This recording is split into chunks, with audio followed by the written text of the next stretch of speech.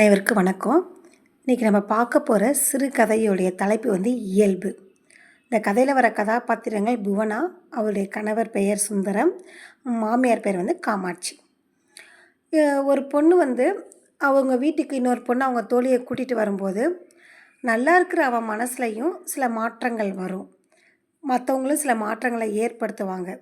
அதை பற்றினதான் இந்த கதை. வாங்க கதையை தொடரலாம். புவனா நல்ல அழகான அழகா அடக்கமான நல்ல ஹோம்லிய ஃபேஸ் கொண்ட ஒரு பொண்ணு. இவங்களுக்கு சுந்தரன்றவங்கள கைப்பிடிச்சு அந்த திருமண வாழ்க்கைக்குள்ளே போகிறாங்க.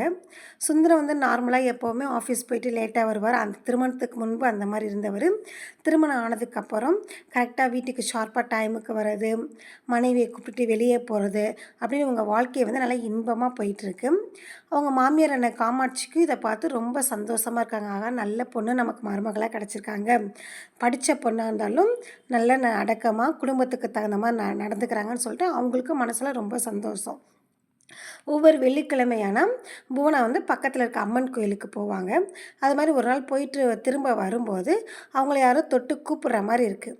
யார் நம்மளை இந்த இடத்துல நம்மளை கூப்பிட்றா அப்படின்னு சொல்லி திரும்பி பார்க்கும்போது அவங்க கூட அவங்க பள்ளி காலங்களில் அவங்க கூட படித்த தோழி ஒருத்தங்க பக்கத்தில் நிற்கிறாங்க. அவங்க பெயர் சீதா. அவங்கள பார்த்த உடனே புவனாவுக்கு ரொம்ப அதிர்ச்சி ஆயிடுது. நம்ம சீதாவை எவ்வளோ அழகாக இருப்பாள். பள்ளி காலத்தில் அவள் பின்னாடி சுற்றாத பசங்களே கிடையாது. அவ்வளோ அழகாக அந்த சீதா இப்படி ஆயிட்டாலேன்னு சொல்லிட்டு ஷாக். என்ன சீதா நீ இப்படி ஆயிட்ட, இப்படி இழைச்சி போயிட்டியே, என்னாச்சு அப்படின்னு சொல்லி புவனா கேட்குறான். அப்போ சீதா அவங்க கண்ணில் கண்ணீர் மல்க, எங்கள் அம்மா அப்பா ஒரு 2-3 வருஷத்துக்கு முன்னாடி இறந்து போயிட்டாங்க. இப்போ நான் அத்தை வீட்டில் தான் இருக்கிறேன். அத்தையும் ரொம்ப கஷ்டப்படுறாங்க. நானும் நிறைய இடத்துல வேலைக்கு தேடி போயிட்டேன். வேலைக்கு போகிற இடத்துல அழகாக தான் பார்க்குறாங்க. நம்மளுக்கு ஒரு பாதுகாப்பாக எதுவும் இல்லை. இப்போ ரொம்ப கஷ்டத்தில் இருக்கேன். உன்னுடைய அட்ரஸ் நான் நிறையா பேர்கிட்ட கேட்டு பார்த்தேன், எனக்கு கிடைக்கவே இல்லை. இப்போ தான் உன்னை இந்த கோயிலுக்கு வந்தேன். இந்த சாமியோட புண்ணியத்தினால நான் உன்னை யதார்த்தமாக மீட் பண்ணிட்டேன். எனக்கு ஒரு வேலை மட்டும் எனக்கு இங்கே வாங்கித்தர முடியுமா உன்னையால் அப்படின்னு சொல்லி அவள் கேட்குறா. சீதா கேட்குறா.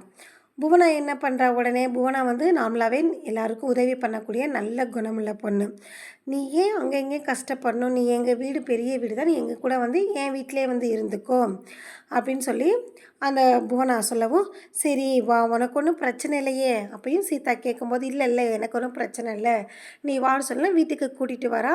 வீட்டுக்கு கூட்டிகிட்டு வந்தோன்னே வீட்டில் இவ கூடயே ஒத்தாசையாக இருக்கிறா. எல்லாம் இருக்கிறாங்க. அப்போ அந்த வீட்டில் புவனா வீட்டில் ஒரு வேலைக்காரங்க வேலை பார்த்துட்ருக்கா ஒரு லேடி, குப்பம்மான்னு சொல்லி அந்த லேடியோட பேர்.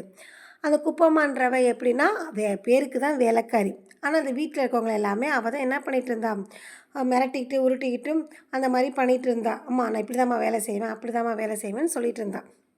அதுக்கு தகுந்த மாதிரி இருக்கிற சாப்பாடெல்லாம் எடுத்துகிட்டு போயிடுவாள். ஆனால் சீதா வந்ததுக்கப்புறம் அவள் என்ன பண்ணுவாள், வெளியிலேயும் வேலைக்கு போயிட்டு வீட்டிலே கூட மாட ஒத்தாசை அந்த புவனாக்கு நல்ல ஒத்தாசை இருந்தப்போ வீட்டு வேலையெல்லாம் நல்லா சிக்கனமாக பார்த்துட்டு ரொம்ப இதாக இருந்தாள். அது காமாட்சி அம்மாளுக்கு ரொம்ப பிடிச்சி போச்சு சீதாவை. இருந்தாலும் அவங்க மனசில் ஒரு நெருடல் இருந்தது.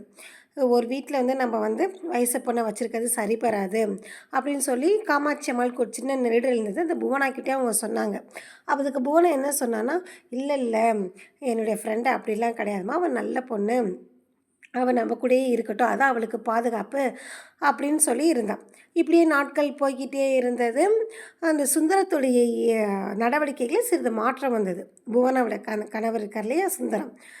இதை பார்த்துட்டு புவனாவுக்கு எல்லாருக்கும் மனசில் சந்தேகன்றது இயல்பாக வர்றது தானே. அவளுக்கும் ஒரு சின்ன சந்தேகம் வந்துச்சு. ஏன் இவர் முன்ன மாதிரி நம்ம கூட பேச மாட்டேங்கிறாரு, நம்மளை வெளியே கூட்டிகிட்டு போக மாட்டேங்கிறாரு, நம்மளை அவாய்ட் பண்ணுறாரு, என்னவா இருக்கும்?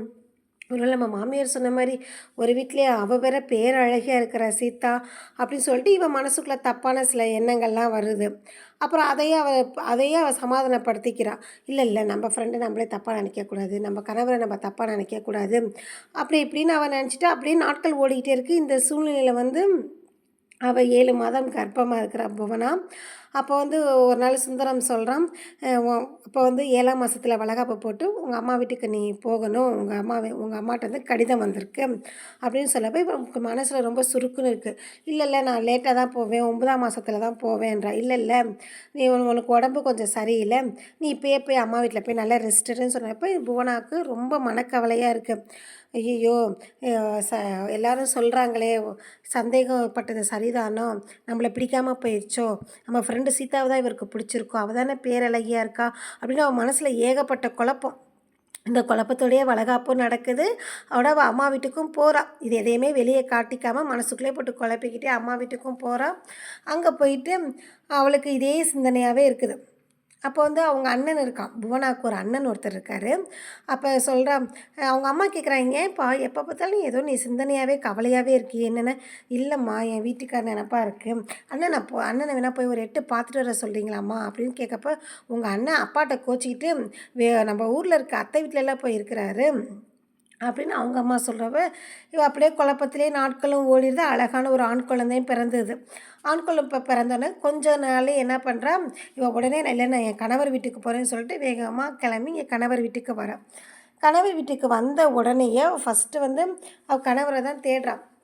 அப்போ வந்து அவங்க மாமியார் வந்து ஆரத்திலாம் எடுத்து உள்ளக்க கூப்பிட்டுட்டு, எங்கம்மா அப்படின்னா, அவனம்மா நீங்கள் உங்கள் அம்மா வீட்டுக்கு போன மறுநாளே வேறு வேலை விஷயமா வேறு ஊருக்கு போயிட்டான், நேற்று நைட்டு தான் வீட்டுக்கு வந்தான்னு சொன்னேன். இவளுக்கு அப்போ தான் மனசு திருப்தியாக இருக்குது.